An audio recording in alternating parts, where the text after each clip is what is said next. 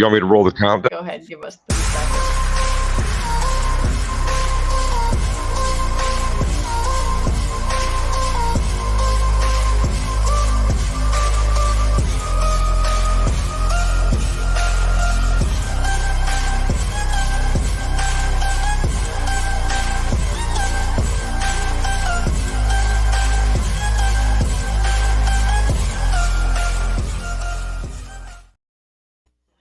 All right, here we are.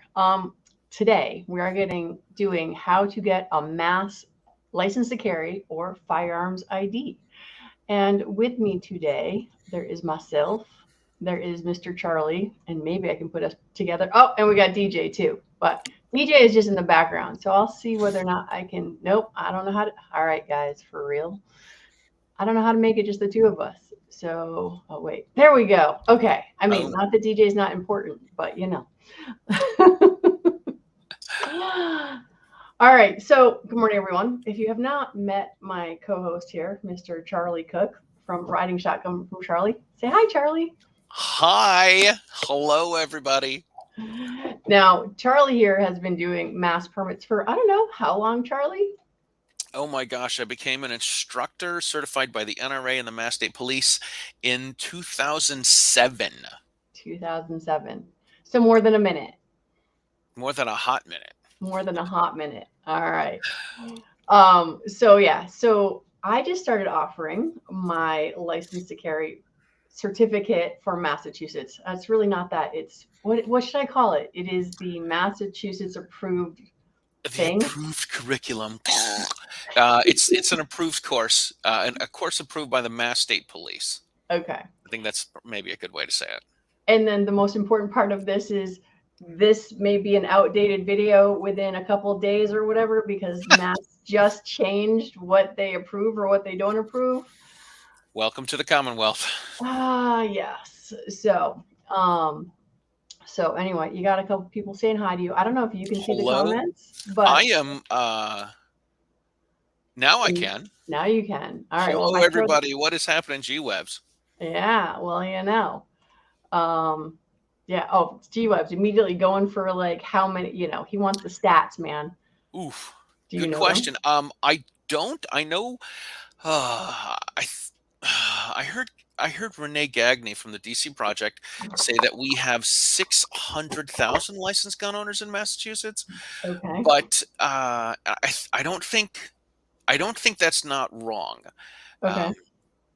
Yeah, I think we have there's a lot of people, and there's more. You know, I'm certainly doing what I can to keep my end up of people getting licensed and getting their carry permits. Yeah. No, I think if you go onto the GOAL website, that information might be there, or on the actual state website. I am not entirely sure. So yeah. So today we're going to take a little time to go over what the mass permit application process is like, whether you're a resident or non-resident. Those of you watching live, feel free to ask any questions. DJ is going to keep track of the questions, because if I look at the thing all day long, I will get distracted. So I am not looking at the comments right now, so that we can actually get through everything. And then at the end, DJ will pop up the questions that we had as we go, because we have a little presentation. I don't know. Ooh, it's I short. Can't wait. I know. It'll be new for both of us. Perfect. All right. So let me see here. Ta-da. All right. Here is my actual presentation. And yeah, it's a PowerPoint. So we're just going to run through the PowerPoint. And as you all have questions, just go ahead and ask questions. Most likely, Charlie's going to be doing the heavy lifting on actually answering the questions. That's why I have him here. And I'll answer whatever I can. So, all right, let's go. Here's our quick checklist. Whether you're resident or non-resident, you can apply for a carry permit. And in license to carry, which is what it's called in Mass. And here's the thing that drives me crazy, is they're called different things in different states, sort of like your Department of Motor Vehicles, et cetera, and so forth. So if you are a resident, you apply in the town that you reside in, just like here in Connecticut.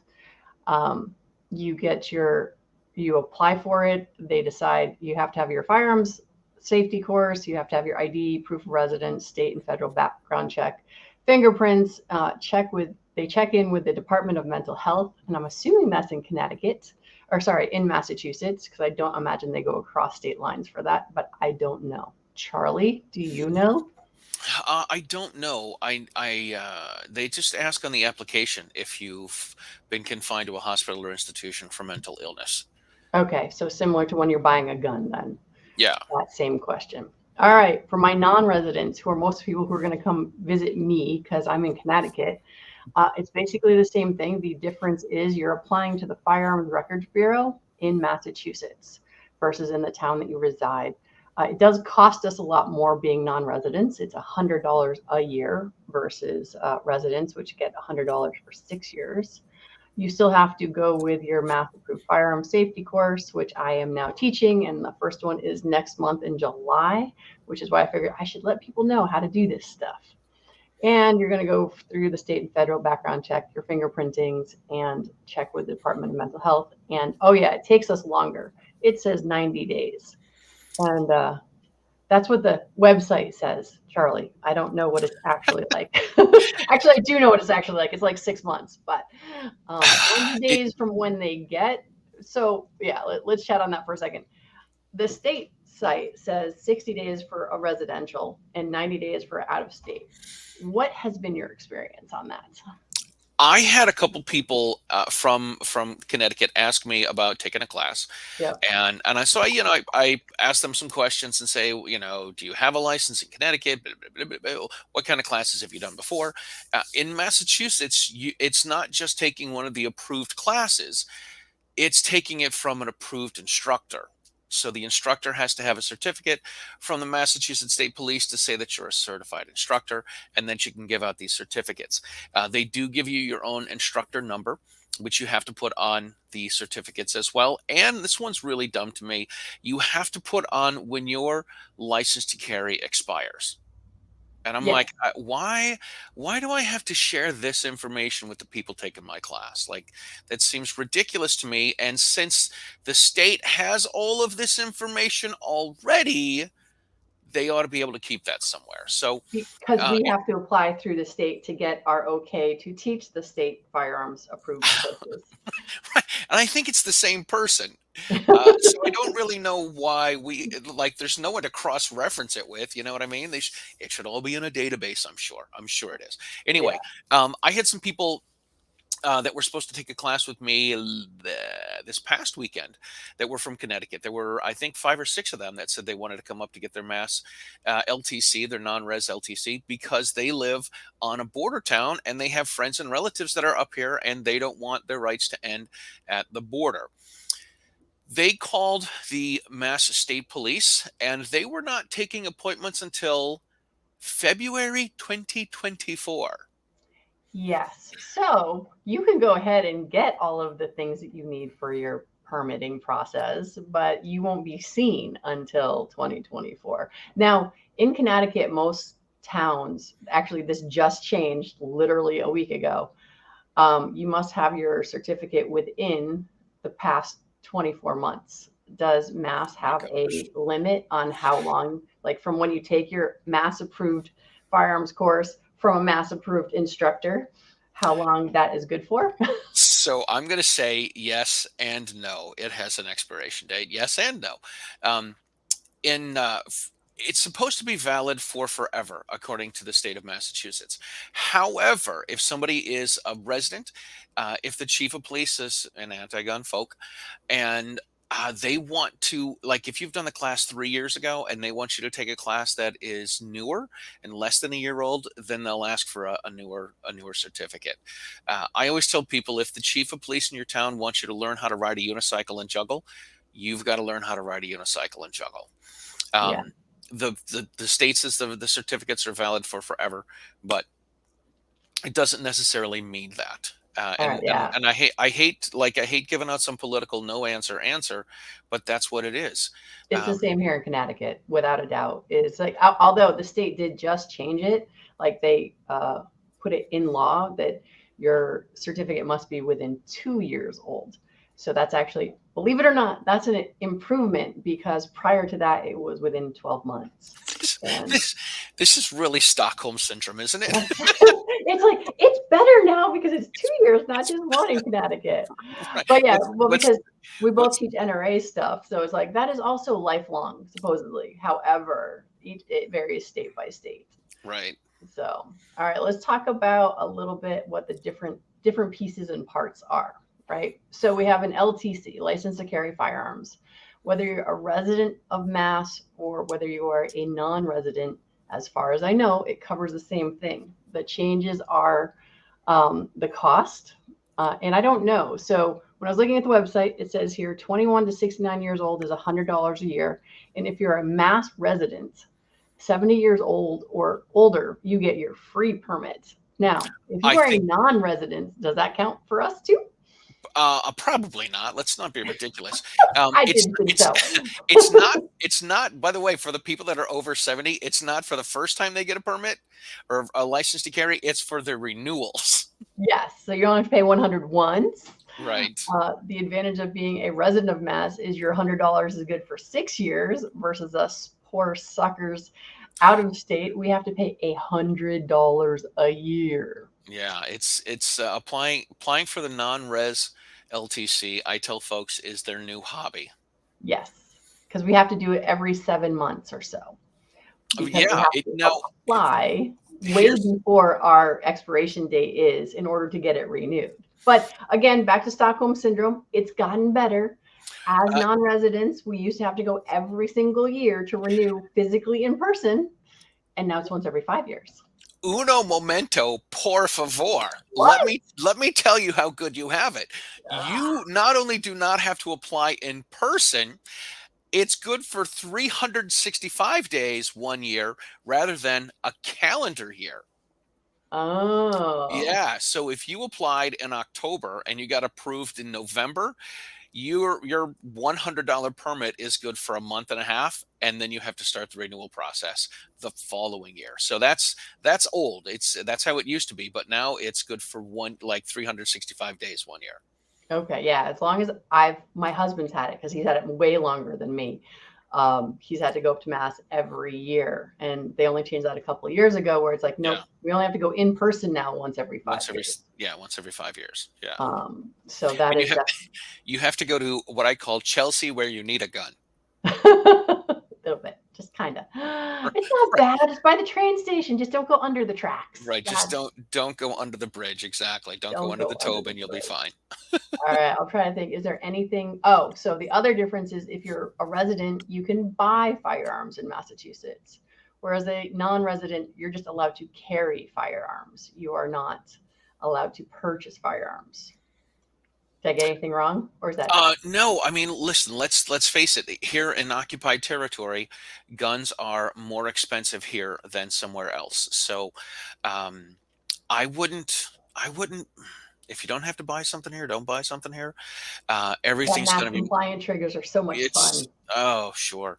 Um, the thing is, we have this approved firearm weapon roster, and you can have guns that are not on the approved weapons roster, but you can't buy them from a dealer.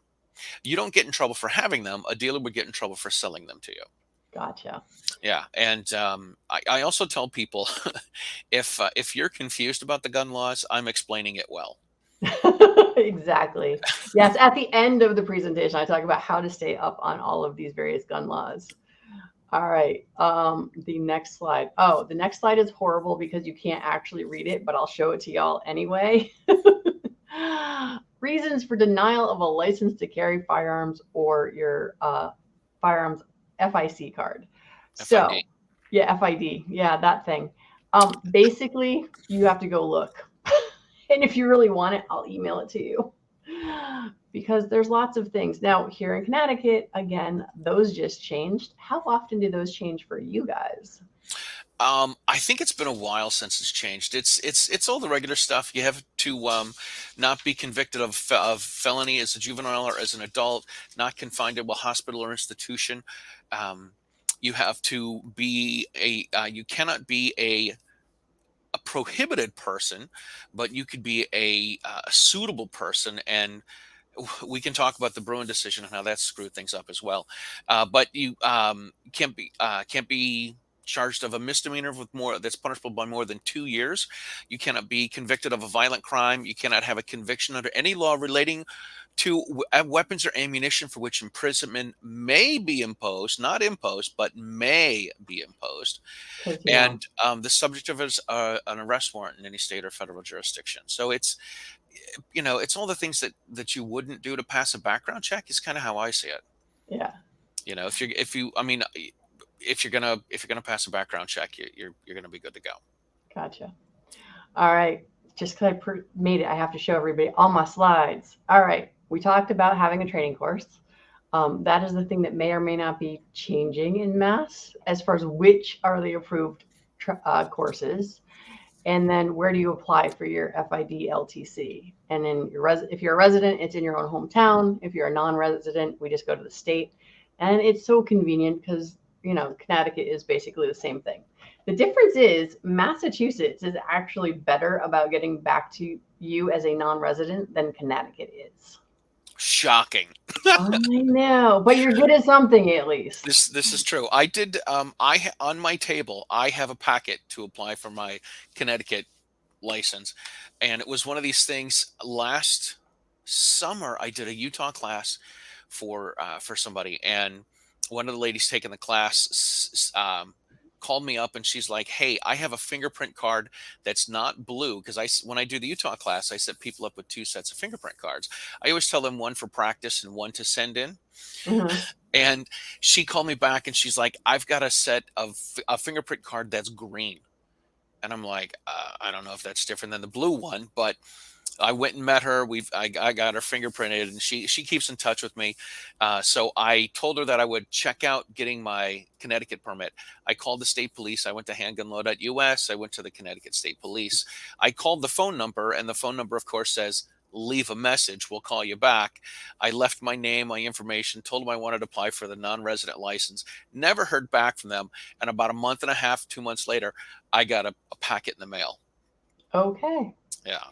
Yeah, well, so my students who are, they come up from Mass and New York, because I'm up here in the corner, in the northwest corner, and it's just like, there's even an email on the website in Connecticut that says, just email here for information, Mm-hmm. and they haven't gotten anything back.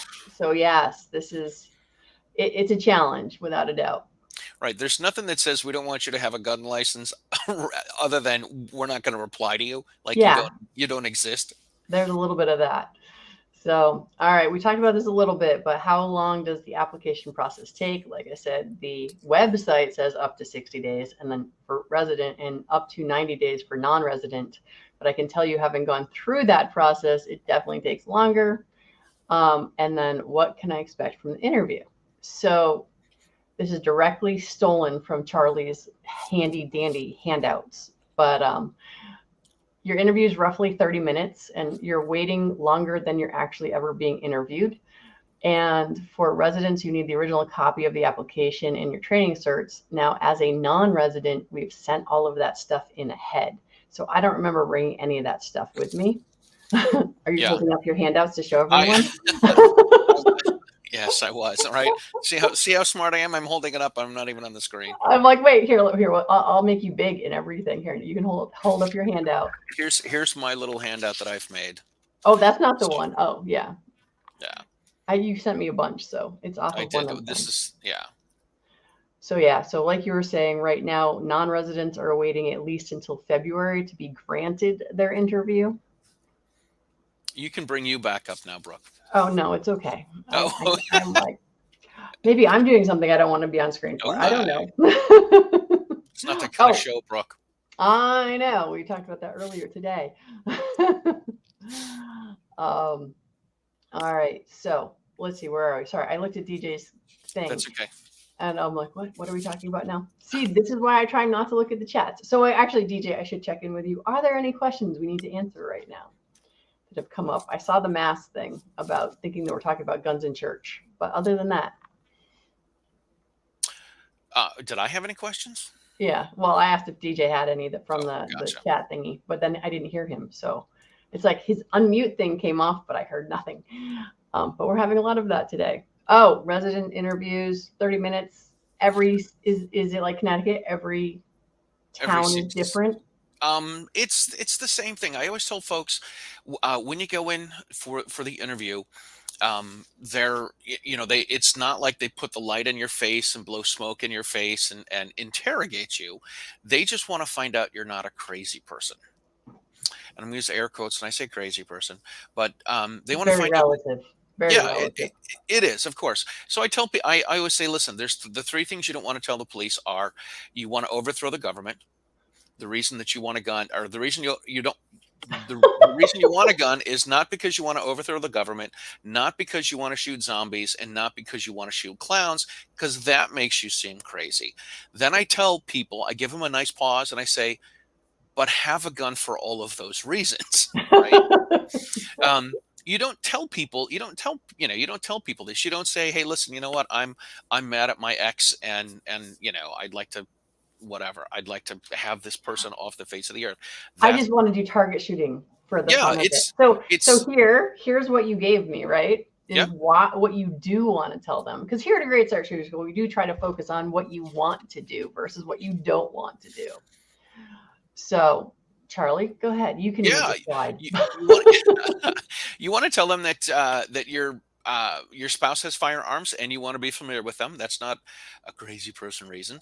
You can tell them that you work odd hours, like you work until 2 o'clock in the morning at a hospital, and you're a single young woman, and you want to be able to protect yourself because you're coming home from a crappy town in the middle of the night. You want to tell them you're home with your kids and your husband might be away, and I'm apologize for stereotyping and whatever, the man's home and all that kind of stuff. Um, That's why I got a gun, man. My yeah, husband traveled all the time, and I was home by myself with two small kids. yeah, there's That was it. yeah, absolutely, and you're not a crazy person for wanting to protect your loved ones. You can tell them you've got friends that are interested in shooting, and you want to be able to go shooting with them, and you can tell them you want to take up target shooting or hunting. They're not supposed to ask you these questions anymore, but if When they did that do change? ask you, well, yeah, thanks to Bruin. Um, but they're not supposed to ask you these questions. But you want to let them know, if they do ask, that you're not joining a gang. You're not taking up bank robbing in your part time. You want to make sure that you're not doing. They're going to do a background check on you. They're going to find out you're not a criminal. However, on the flip side, I also tell people, and I had one student a couple years ago that was taking her course to get an LTC, and she wanted to do the NRA basic pistol class, so she got to do some live firing. She wanted to get a license because she had a had a relationship with someone that didn't really go well. She said this guy was in his mid 40s and had issues with drugs and alcohol, and was moving back in with his mother, and unemployable. And they would get into arguments and fights at her house, and the neighbors would call the police to break it up because, I don't know, I guess they're throwing dishes at each other or something. So she said she was in fear for her life because he said he was going to come back and kill her some night. And I Oh, said, okay, that's not a crazy person reason. There's right, someone that wants to harm you, someone who wants to take your life, and someone that's threatening you. That's not a crazy person reason. But we have defensive firearms. We don't have offensive firearms. right. So you don't want to be the one that says, hey, I've got this, my ex-wife, my ex-wife is doing this and this and this, and I'd like to kill her. That's not a good reason. No, don't go Um, there. That'd be yeah, bad. no, of course, that would be real bad. But if your ex spouse or your ex domestic partner, whatever you want to call it, if your ex says they're going to come back and kill you, that's not a crazy person reason.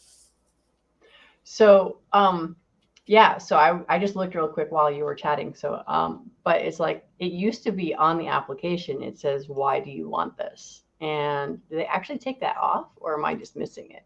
I don't know. I haven't seen an application in a few years. Okay. My LTC is going to expire this fall. Oh, wait, no, it is still there. Reasons for requesting the issuance of a card or license, Yep. unrestricted target hunting, sporting, or employment. But is that the other thing you told me that is going away? Is it it's just unrestricted now, or is it not Every A and B? after Bruin, everything is unrestricted. Okay. Um, the state came out, and the Gun Owners Action League, which is the state's pro gun group, they helped try to clarify this, because if your license had a restriction on it that was for sport shooting, or target shooting, where you can go back and forth to the range, they had to take that restriction away. And if you wanted a license that said no restrictions, then you had to ask your local police station for one. Um, Okay. the the restrictions were ridiculous. If the chief wanted to put restrictions on it, he could, Right. but they can't do that anymore. So they're Okay. not supposed to ask you why you want to have a gun. You're not supposed to tell them, I want to go target shooting, or my buddies are getting into shooting, or I want to take up hunting, or whatever. You don't have to. You're not supposed to give them a reason, or they're not supposed to ask you for a reason. Right. Because yeah, like I said, it is still on there, Mhm. and so I don't know if and when they're going to So, change that. right. So when people come to me and they say, well, um, if they say I want it for all lawful purposes is the phrase that we had, uh, man, back, 20 years ago when I got my license. Right. That was the phrase that we had, which meant it was unrestricted. Right. All lawful purposes is it tells me that you've done your homework. If you say that you want a license to, be able to protect yourself and to defend yourself and defend the country against enemies, foreign and domestic, woof, hey man, Don't uh, go there. let's take a step off the brakes. What are you really looking for a gun license for, right? Because Right. you're not going to start going around shooting domestic terrorists. Right. Even though you want one for that, but you don't want. Again, it's the whole crazy person reason. I remember when I was brand new. I My license had restrictions on it, and I wanted to get an unrestricted license. And the chief of police in the town I lived in, I had target and sports shooting, so I could only bring a gun back and forth to the range. And I was really confused. Like, could I go to the grocery store and go to the range, or go to the range and go to the grocery store, even though the gun was unloaded, locked in a secure container, and I couldn't carry it? Like, I didn't want to take any chances. I was Yeah. cautious about everything. Um, There's lots of confusion about a lot yeah. of things. Like people here in Connecticut have their pistol permits, Hmm. and they're like, "How can I transport it?" I'm like, "You have your permit. You can transport it on your body, or you can transport it in a locked case, or and this is where I'm going to do that quick little segue into, let's talk about the laws, at least a couple of them, because there's Right. the laws that keep changing, because that is what happens in all of us lovely anti-gun states. Only if you're lucky to be somewhere like Florida do they get better. Um, but this is one that I am actually jealous of Mass, because um, they have the don't ask, don't tell law. Because in so many states, it's very ambiguous when people say, "Do I have to tell a police officer that I have a firearm on my person?" But here, if they ask, you should say, "Officer, I have a license to carry and I'm currently doing so. However, how would you like me to proceed?" Is a great response, which Charlie came up with, because this is also cut and paste from Charlie's handouts. But it's also just good in general. Most police officers you talk to will actually tell you not to announce it. There are some that say, "Of course, always tell them." Mm. And the reality of almost every stinking gun question out there is it depends. Because you do not want to introduce a firearm into a traffic stop, because lots of people don't understand police officers are not as well trained in firearms as some would hope to believe. So you really don't want them handling your firearm if you don't have to have them handling their firearm. So Mm. I love the fact that, again, back to Stockholm syndrome, that Mass actually has a law that's don't ask, don't tell. Yeah, that sort of thing. I tell people, I say, look, there are pro gun police, there are non gun police, and there are anti gun police. And the difference between them is you have police officers that like to go shooting. You have police officers that have not, they like a gun is just a tool they carry on their belt. And you have police officers that think that you and I shouldn't carry because we don't have the same training that they have. And if you don't want to, if you don't have to tell the police, don't. But Yeah. I also try to tell people not to use the term weapon, because Oh, if you're, we get that beaten in as NRA yeah, instructors. we Do totally. not use the word weapon, because I tell my students in class, I'm like, See this pen? If I stab you in the face with it, it is a weapon. If I'm Right. just writing notes to you, it is just a pen. So our firearms are the same. Yes, exactly. I tell people the mind is the weapon, everything else is a tool, right? So, and what I don't want is I don't want it to turn into one of these things like in My Cousin Vinny, where you say, "Officer, I have a license to carry and I have a weapon on me," because as you're talking to the police officer on the passenger side, you say, "Officer, I have a license to carry," and then his partner comes over on the passenger side, and you say, "I have a weapon on me." He could take that as some sort of a threat and then pull his gun out and ruin everyone's day and make everything a big mess. So I've Yeah. got a license to carry and I'm currently doing so. How would you like me to proceed? And I tell people you need to say that as well if the police ask you to step out of the car, but you haven't let them know that you have a firearm on you. You want to say, "Officer, before I step out of the car, I want to let you know I've got a license to carry and I'm currently doing so." Yeah. Because then I tell them if when when they step out of the car, the next thing that happens is you put your hands on the roof and you take a wide stance because they don't say spread them anymore because that sounds bad.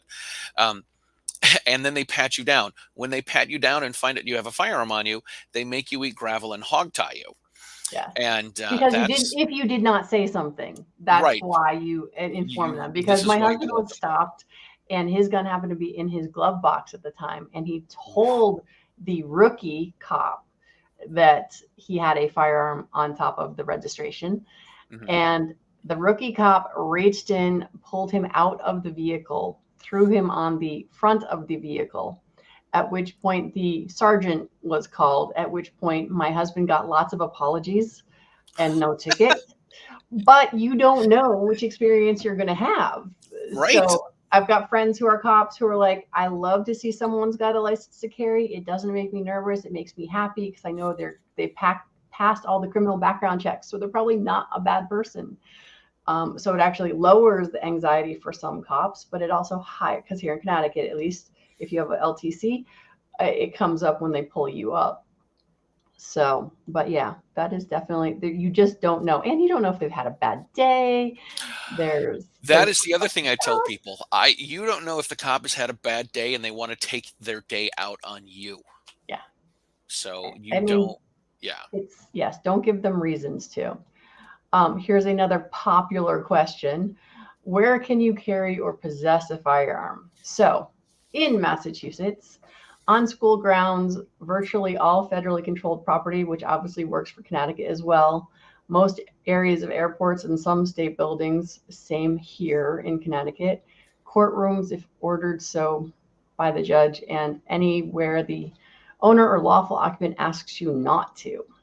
So, That last one is to me that one's a little tricky, and I always tell people that means the no if you is look it at the hand sign on the wall that says no firearms here kind of thing? right, the no gun signs don't have the force of law, but I recently read on handgunlaw.us that they do have the force of law, and I asked one of my friends that I asked Carrie Ann about this. I'm like, "Hey, has this changed?" And she's like, "No, it hasn't." Yeah. So I always tell people, look, the deal is this. I'm not encouraging people to break the law, but We are not lawyers. We are not here to give we, any legal we advice. We'll throw right. that disclaimer up too. I should have done that at the very Exactly right. beginning, especially when we start talking about laws. It's like, oh We're no. right. We're not lawyers and we don't play them on YouTube. Yes. But concealed is concealed. And if you go into a place where there's a sign and it does have the force of law, there's no way that I would go up to them and say, "I'm sorry, I'm breaking the law. I have a concealed firearm on me." Concealed is concealed. If you're doing your job as someone that carries concealed, people shouldn't know that the gun is on you. You shouldn't be printing. Your shirt shouldn't come up. You need to you need to be careful to take those precautions that people can't see it. Um, and I've carried in places where they have the signs, and I've carried in places that may have been prohibited. And I go about my business and I do what I'm doing anyway, which is not breaking the laws, not harming people, not threatening people. And then I leave as soon as I can. And I mean, the other part of it too is to me, it's like the speed limit. If you didn't see the sign, how are you supposed to know? Oh, sure. Because unintentionally, you can go to some of these places. Like one of the reasons I never carried when my children were small was because I was on school grounds all the time. Mm, And here's the thing that people don't understand: know having your firearm on school grounds doesn't mean just on your body. So it's like if I am carrying and I get called into school, I have to come home first, drop my gun off at home, and then go to school. I cannot go to school, take my gun off in the parking lot because you're still on school grounds. And this is one of those things people are like, oh no, that's fine. Not on school grounds, period, end of story, stay out of the jail kind of thing. Because being a lawyer, I've been raised in a family of lawyers. So it's one of those things where, yes, there's all sorts of, um, different laws. But does that mean that I've never driven onto school grounds while carrying a firearm? I'm not saying because I don't recall. So anything is possible. All right, what's our next one? The storage of firearms. I put the when I was making the PowerPoint, because it says fire, they put up the fire extinguisher. So I just thought that was funny, so I had to throw that there. Nice. Now for mass.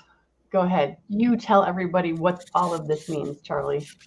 All right. So you have to store them locked and secured so unauthorized people don't have access to it. An unauthorized person is someone that doesn't have a license to carry or possibly an FID card, the firearms identification card. So you can use a cable lock. I'm not a fan of trigger locks, but trigger locks are legal. You are going to keep your gun in some sort of a case. So if if you don't have a big safe, obviously, but if you have it in a case, put a padlock on the case, put a cable lock through the case, put do that sort of stuff so that the guns are locked and secured. So people that don't have access to aren't supposed to have access to them don't have access to them. Here's where things get a little fuzzy when you're transporting firearms, because carrying is it's on you and transporting is it's unloaded and locked in a secure container. This is Jedi mind trick stuff. A cable lock is good inside of your house because it's a tamper-resistant mechanical locking device. A cable lock is not good in your car because it is not a locked container. So yeah, the transporting thing definitely didn't make any sense to me when I tried to read this. Welcome to the Commonwealth. Because it's like, yeah. So I mean, this is what you were talking about as far as contained within the locked trunk of such vehicle in locked case or other. So I was actually reading the laws on this, and it was saying how that, and again, this is why we're not lawyers offering legal advice. It's like you can have one on you, but you can't have another one that you're transporting unless it's locked up. And it was very odd the way that the laws actually read. So Well, here's what makes it even more confusing, as if it's not confusing enough. You can have a I'm very sure you can have a non-large capacity rifle or shotgun and not have it locked and secured. But that would not be the way to do it, because you want to take a conservative approach to what the laws are, so that if you get the rookie cop and you just went turkey hunting in the morning and you're on your way to work and you change you take off all your camo, you throw your pump action shotgun in the back seat, you throw your camo on top of your shotgun, and then you go to work. That's crazy in all areas, because it lets people know that you're a hunter, so you probably have something in the back of your car. Anyway, so you put all this stuff in your trunk. The non-large capacity rifles and shotguns don't have to be locked and secured, but the large capacity ones do. Just lock them all up and make your life easy. yeah, I mean, I just always like default to the Firearms Protection Act. It's like separate compartment furthest from the driver's, locked and separate from ammunition, and I just go there because at least that's federal, and I'm following the federal laws, Right. which makes it easier than trying to figure out what the patchwork quilt of all the different storage laws are that have to do with all that sort of stuff. All right, so DJ actually wrote a question for us. Do any Connecticut or Massachusetts civic buildings have systems where you're able to temporarily surrender firearm? Not that I'm aware of, but if anywhere, I would assume it was the courthouse, because bail bondsmen and folks like that going Right. in and out of there. But I don't know. I don't know for sure in Connecticut. Do you know of any, Charlie? In Mass? I know I've heard people say that when you go to the state house, they have a place where you can secure your firearms. I know the times that I've been to the state house, they have a metal detector, and I don't want to talk to these guys. I want to talk to them as little as possible. You know what I mean? So Yeah. I don't want to be like, "Hey, I got a gun." Well, like, where can I keep this bad boy? And start waving it around. Oh, Like, dude, I go in my shirt now with my logo and everything. And actually, most of the state security guys at the Capitol are actually yeah, very pro gun. So I got that oh, that's going cool. for us here in Connecticut, at least. That's cool. I've heard people say that there's a place you can store them in the Massachusetts State House, but I don't want to run that risk. You Yeah. know, I don't want to run that risk. I do keep a lock secure container in my car, and when I go to places where I can't carry, that is what I do with my firearm. All right. So since we're talking about the lovely joy of how much fun all these laws are, what is the easiest way to keep up with changing laws? Well, if you're going to get a mass permit, you want to make sure that you join the Gun Owners Action League because that is how I stay up to date on what all the laws are. Goal, just like CCDL here in Connecticut, will help you understand what's going on. By all means, you'll also get the hey, help promote them, help them raise money. But the Gun Owners Action League is definitely the best way to keep track of all of these things. Because I know when I am teaching my classes, I do not. I tell people I'm not a lawyer, not offering legal advice. Here's what I understand of the current laws. But probably the most important thing that I tell everyone is to trust but verify. Because even if I tell you something, even if there's something on this YouTube channel or Facebook that you heard or saw from myself or Charlie, please go to your actual laws that are in your hometown and then in your state and then federally if you really want to start understanding laws because they are complex. There's nothing straightforward about the gun laws, and there's lots and lots and lots and lots of them. Hmm. Yeah, I participated in a number of these gun law listening tours that they've had in Massachusetts, and Renee Gagne, the Rhode Island DC Project gal representative delegate. No, not delegate. Is that the right Uh, word? she is the Representative? director. Yeah, She's the she's the director. Okay, director. I never. I'm like, what are we looking What for here? is Yes. right? What is Renee I is the never director of Rhode Island. Carrie is is the director director in of Mass, Massachusetts, and right? Mary is director here in Connecticut. I never remember what the title is. Like, is It's it a taken delegate, me a a long time. It's representative? like there's Remember, I directors, there's assistant directors, and there's delegates. So yes, right. we have a hierarchy now. That's good. So, Carrie Ann and Renee actually took a class with Chief Ron Glidden, who was the director of the state police for a long time. He wrote a 450-page book on the Massachusetts gun laws, and someone else wrote a book. I think it was about a 150-page book interpreting what the 450 pages meant. Yeah, So, and I know Evan Nappin from New Jersey just came out with the New Jersey gun law book, which is 500 pages. yeah, So it's way confusing, all of this yeah, stuff, and they like to have it that way. They like it to be ambiguous so that people get hung up in the laws. Yeah, yeah. that's a No, Stephen King novel, right? It's War and Peace, for God's sakes. yeah, yeah. It's pretty awful. And the laws, it's like you can't know them all. Just at least by joining something like Goal or CCDL, at least you'll get the email when stuff is changing. Because 2 weeks ago here, we just had a new set of laws changed and updated. Uh, and then, sorry, I'm trying not to say bad words. So I did a presentation for my students about what has changed. And so, like, for example, one of the things that just changed here in Connecticut is we were an open carry state as well as concealed carry. And one of the big things that changed is we are no longer an open state carry on October 1st. And during the testimony, they were specifically asked, what are you going to do to educate the gun owners? And they're like, oh, gun owners are involved enough. We don't need to educate them. It was essentially what their response to that is. How do you help gun owners understand what to do? And they're just like, you don't need to because they just show up anyway. And it's just like, so this is why I did my little piece to my couple hundred students to be like, okay, guys, you need to know on October 1st, if you open carry, you become a felon. And it's not like in the law you get a grace period or any of that. It's like bam, felony, lose your license. So yeah, Right. Then you can open carry illegally. there you go. Well, but I mean, and here's the thing, back to cops. It's like they don't know all the laws.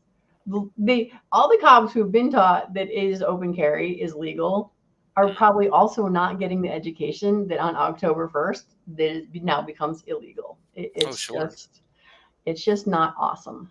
So Yeah, so this is one of the things in Massachusetts, open carry is legal as well, but in practice it is not. right. I don't want people to know. I'm in the camp that if I'm carrying a gun, if something bad happens, I'm the first person that gets shot, and I don't want to take the chance that that happens. So um, I don't want to. Well, some of the things of whether you're for or against open carry, like some of the things that were brought up was the fact, well, what about military? Because it was all guns, like not all So guns, not rifle. All guns are no longer open carry. So when you're talking a military funeral, that would be illegal. When you're talking, yeah, reenactment shooters, that also would be, all of these little things that you don't think wow. of. Whether you're for or against open carry, you should always be for open carry because the implications of making that illegal make a whole bunch of people into felons when it's something as simple as a funeral. Mm. So these are the challenges with our laws. Right. So we can open carry handguns, but we cannot open carry long guns. And unless you're hunting and it's hunting season and you're actively hunting. Yeah. So I always tell, and this is an old movie reference. I always tell people if you're in camouflage and it's turkey hunting season and you're walking down the road with a shotgun over your shoulder, you're good to go. If you're wearing a pair of jeans and a polo shirt and you're walking down the road with a shotgun over your shoulder, you're falling down. Well, y'all be happy to know this is actually the end of my PowerPoint. So, if there are any additional questions, the most important thing I think is keep learning. If you're in Connecticut, sign up for ccdl.u. Go to ccdl.us. If you're in Mass, join Goal. If you travel with your firearms on a regular basis, sign up for any Second Amendment groups that are in whatever states you travel through because the laws are always changing. They're always coming up with more stuff. And the only way to stop this is at the ballot box in November. That's it.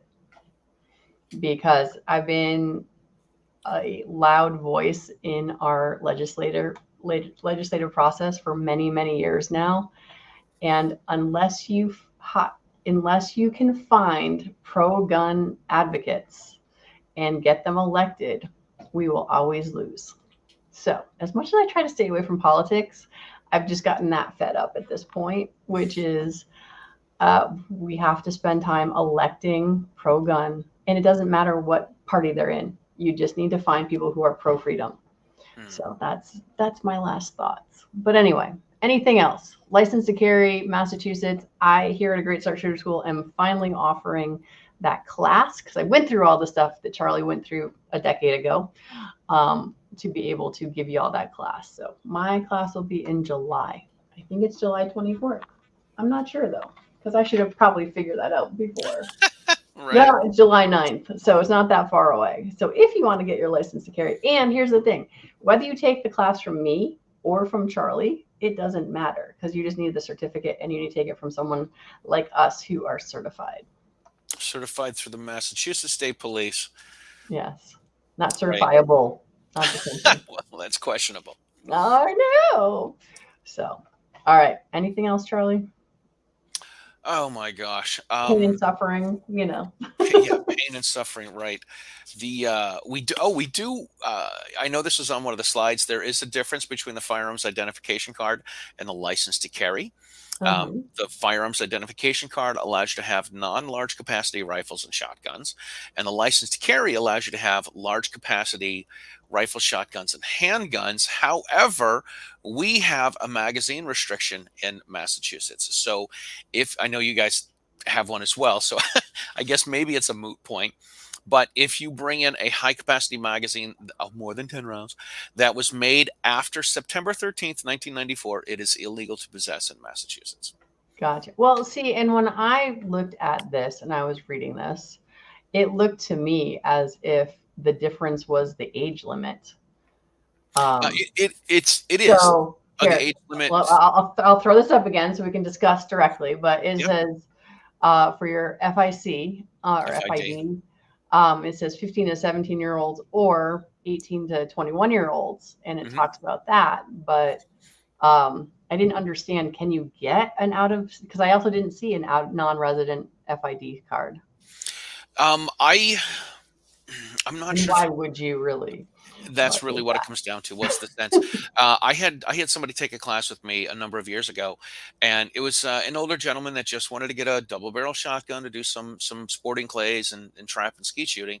And I said, he's like, I just want to get an FID card. I'm like, don't waste your time, don't waste your money, get the LTC. And he's like, well, I just want to shoot shotguns. I'm like, you're going to start to shoot. You're going to find out you enjoy shooting handguns as well as rifles and shotguns, and then you're not going to be able to get get a handgun because you only have an FID card. The process is the same, the cost is the same, the hassle's the same, the classes are mostly the same. Yeah, If you do like the NRA basic rifle or basic shotgun, that's not supposed to be valid for the LTC. But if you do basic pistol or firearm home firearm safety, then those do meet the requirements for the LTC. So okay. take the class to get your LTC. Get your LTC. It gives you more choices and options of things that you can own. Yeah, and that's what I tell people here because up until 2013, we only had a license to carry. But after 2013, we ended up with an ammo certificate and a long gun certificate and a permit. And I just tell people just get the permit because it covers everything. Because, like you, I have students come to me like, oh, but I just want a long gun. I'm like, that's all well and good. But I mean, the only exception are my 18-year-olds, right? Mm. They can only go for their long gun permit. So, Right. And here the if so when my kids turned 15, they both got their FID cards at $25, which I really appreciate because I'm tactically frugal. um, but when they turn 21, then they can apply for their LTC, and then they're good to possess anything. But they shouldn't have to take another course because their old certificate should be valid, and they're just renewing their FID card and upgrading it to the LTC. If somebody at 18 got the FID card, it's going to be valid for 6 years. When they turn 21, they have two choices. They can keep the FID card and let that expire when it expires and reapply for the LTC, or they could just wait until the FID expires and then renew and apply for the LTC. gotcha. So it depends on if you want to spend an extra $100 3 years into it, Right. or if you just want to wait it out Unless you're non-resident, because we just spend $100 every every single year. Yeah, year. yeah. So there's Welcome no to advantage for us to wait. welcome to the Commonwealth. All right. So yeah. So my next class for your mass permit is going to be on July 9th. However, I also found out that let's say you're coming for your regular Connecticut pistol permit class, you can also just click the little box that says add on, and I will do the mass permit one for you as well. So I have one Nice. just for the mass folks. When is your next class coming up? And where are you, Charlie? I'll try to be more like Paul. Tell people about yourself Tell because people about you've had myself. lots of experience. Oh wait, but I have to make you big. Oh, there you Oh, go. make So I make me big. make you I'm big. big. Yeah, me and Tom Hanks, we're big. I am in central Massachusetts. I live in Sturbridge, and I teach courses. I have a place that I teach courses in Sturbridge, but I also to let people know that if they get a half a dozen people, I will bring the course to them. And bring it to their house. You make your friends pay for the class. I get to go and teach the class and make some money, and you get to get the class for free if you get a half a dozen people. But you also have to bring the snacks and drinks, and we'll do it right at someone's house. The He's much nicer than me. Y'all have to come to me every time. No, I'll take the show on the road, right? I spent years as a gigging musician. I'll take the show on the road. Okay. Um, but yeah, so my next class I have one this Saturday, July 29th, Wait, June this 29th, Saturday would be June, dude. June 29th, sorry. And And then I have one July 1st and then July 29th. There's a couple weeks where I'm going to be out of town, and then there's going to be 1 week where I have a Utah class scheduled in Worcester, which is in the central part of the state. So yeah, and just to help people out, This Saturday is June 24th, not July 24th. Oh, Just see, I I'm know. like, Whatever you this know, Saturday is. yes, whatever the Saturday, June 24th, which is when I'm doing my train a teacher day, because I couldn't do it last weekend when the National Train a Teacher Day was. So there is that. And Charlie, I forgot to drop your link anywhere, so I will put that in the comments when we're all Awesome. done. Thank you. Thank you. And yeah, I think that's everything. Adios, everybody. See you later. Thanks for checking in. Hit the like button, all that fun stuff that those professionals all say. Night or goodbye.